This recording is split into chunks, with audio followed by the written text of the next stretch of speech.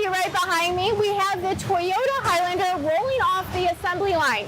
Now, starting next year, the Toyota Highlander production will start on a different part of the plant. This facility is huge. You could fit 19 football fields inside of here. The Detroit Auto Show is open to the public now that last week's media days have come to an end. Other air mobility companies are trying to make a splash here too. Check out this electric aircraft made by Air. You can see how the cockpit isn't full of buttons and switches like most aircrafts. These chargers are easier to install because they're more compact and lighter. This will make you see more chargers in more locations.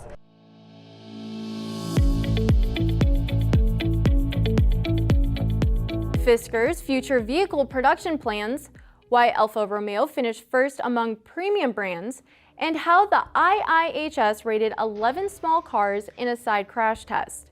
Good morning, I'm Kristen Strakalaitis. Welcome to First Shift. More on those stories in a moment, but first, Safford Automotive Group has more than doubled its dealership count. This after it recently acquired 16 stores in Maryland and Virginia from Brown Automotive Group. The deal adds 14 franchise dealerships, 1 used vehicle store, and a muscle and classic car store to the automotive group located in Springfield, Virginia. It's the largest known buy-sell transaction so far this year.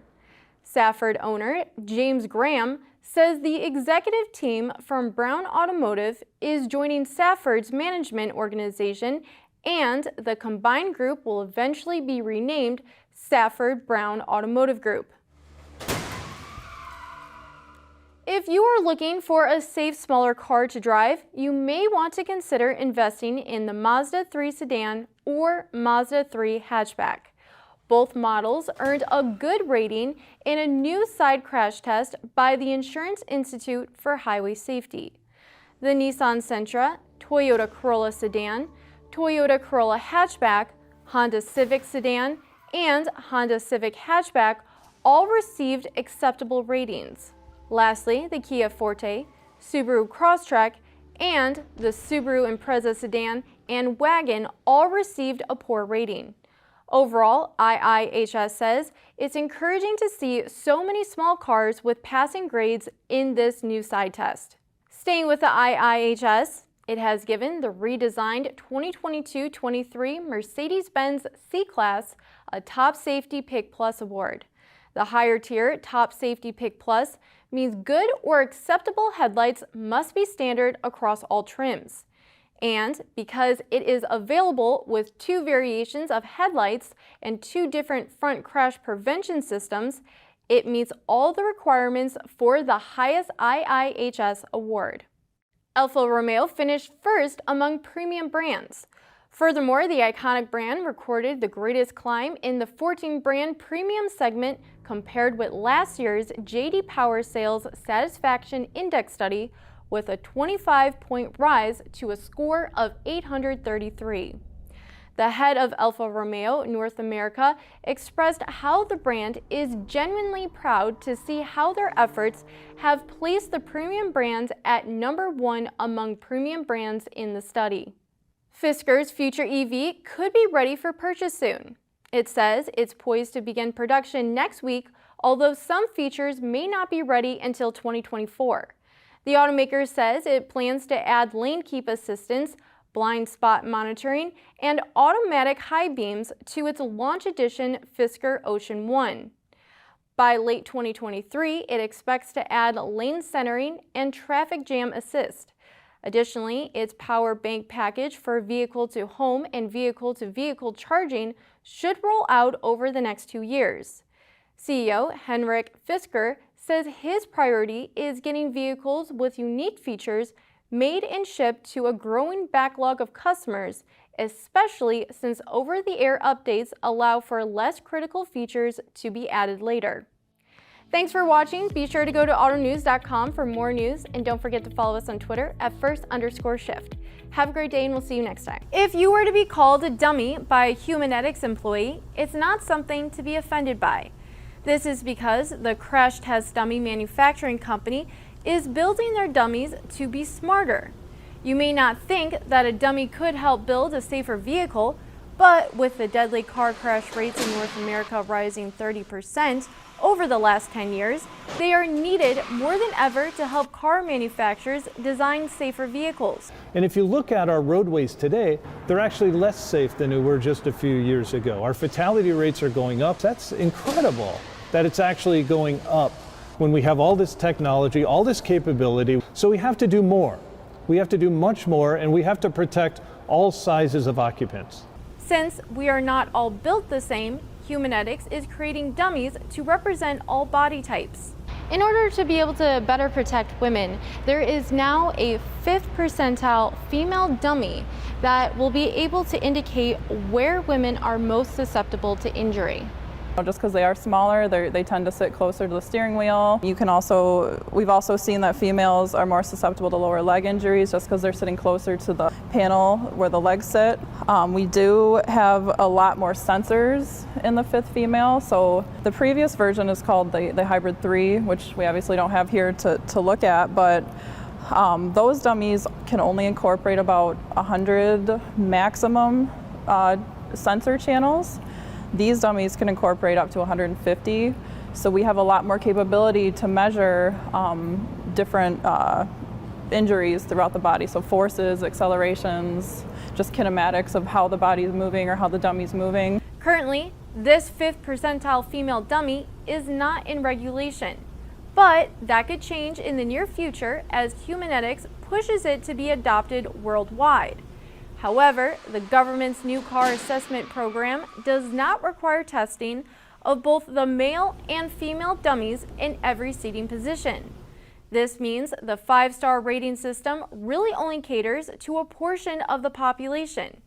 And that is where opportunity for improvement comes into play. If I'm an engineer and I have a choice between looking at maybe 20 channels of data versus 100 or 150 channels of data to assess my design, I want more information. That gives me a better opportunity to make the best decision on how to improve overall vehicle safety, how to improve the safety of whatever it is I'm designing. In the end, these dummies are not so dumb because the data they provide plays an important role in keeping crash victims safe. But Humanetics still advises everyone not to be a dummy and wear their seatbelts and become educated on the safety of their vehicle. Kevin Moran and his childhood friend Elliot Heinrich both hated how messy changing the oil in their cars could be. So they started looking into ways to fix this problem. This led to their invention of the oil udder. But it wasn't an overnight process. We did 27 different prototypes. Looked at tons of cars, all of our friends' cars. We did oil changes on our friends' cars. We did a lot of market investigation. Me being an ex-engine design engineer really helped understand what the constraints were and what we were able to solve and what we weren't able to solve, and that really helped. But eventually, they were able to create the oil udder into a user-friendly tool to help people change their oil more effectively. Here's how. So again, see how it sticks to the bottom? So then you can just twist it, and it's going to go ahead and leak out. Usually let it leak for a second, sometimes a little longer. Then what we do is you can dump it, and we just kind of set it to the side. So far, their customers enjoy using it. One is actually an inventor himself. My first words, it's like, wow, what a good idea. I should have thought of that. It's so simple. Every time I change my own oil to get the filter off, I put a big dirty rag under there and my arm gets half full of oil. And, you just say, well, that's just the way, that's part of oil changing. Oil udder has caught the eye of businesses as well as consumers, such as Falcon Motorsports, an American manufacturer of high-performance automobiles. And the more who use it, the better they say it is for the environment. If you can prevent a half ounce or another ounce of oil per oil change on your 100 or 200, or in the case of large companies, thousands of fleet vehicles, you're looking at a really simple, really fast way to implement an ISO 14001 project and do something better for the environment. Furthermore, they are now looking to expand the oil udder's potential beyond vehicles. We're actually working with marinas It's going into, we have large ones for boats. We've got industrial repair facilities for large equipment using it because they have hydraulic oil and various other things.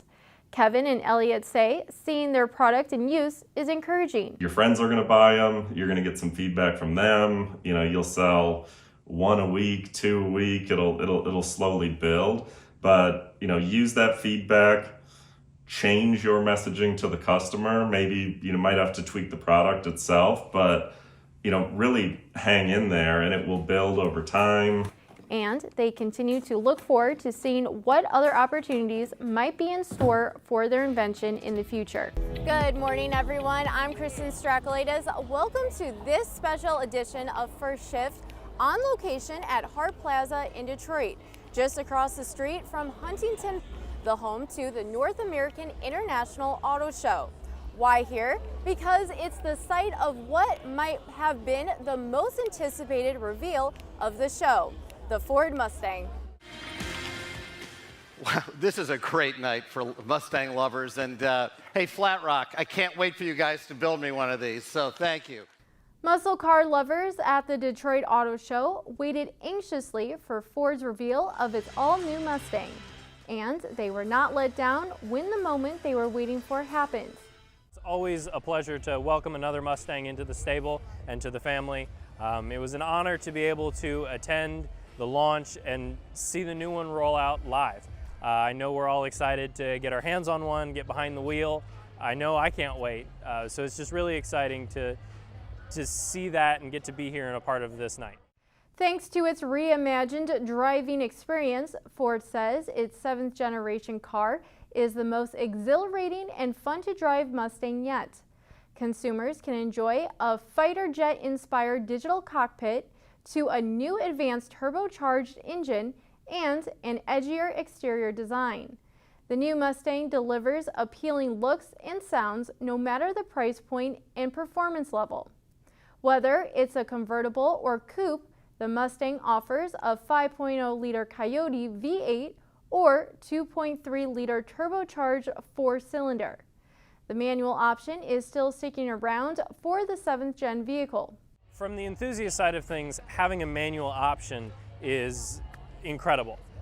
My 65 Fastback is a manual, and you truly feel a part of the car, a part of the road, and you get to be in tune with the vehicle more so than you do an automatic. So the fact that Ford is having a manual option available for those of us that really like to manhandle the cars and feel a part of it, it's great to see, and I know enthusiasts everywhere are going to be happy that there's a manual option. Furthermore, Ford says it is trying to attract a wider array of customers around the world by using even more factory-based design options, meaning an optional 13.2-inch center stack powered by Sync 4 is available. A 12.4 updated inch digital instrument cluster is also available. The EcoBoost model features Ford's ActiveX synthetic leather, which is similar to the seats in the Mustang Mach-E, while the GT model gains leather seat inserts. Higher-end models of the new Mustang offer customizable options, including accent stitching color, unique upholstery, perforation, and color striping on the seatbelts. Technology upgrades include an available wireless B&O sound system, an available charging pad, and overhead USB ports to allow for track cameras and other devices to be plugged in. There is also an available electronic drift brake that can turn a novice into a drifting pro.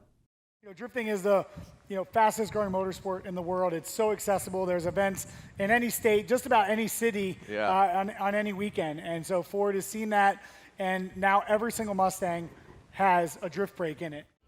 While the reveal of the Mustang was exciting, the fun began with a pre-show event that included 1,000 Mustangs from all over the country driving to Hart Plaza. And after the festivities continued with a party lasting late into the night. We will have more from the auto show later today on Auto News Now and throughout the week. And be sure to follow us on Twitter at @first_shift. and online at autonews.com for live updates on all of these happenings from the auto show. I'm Kristen Strakalaitis. We'll see you next time.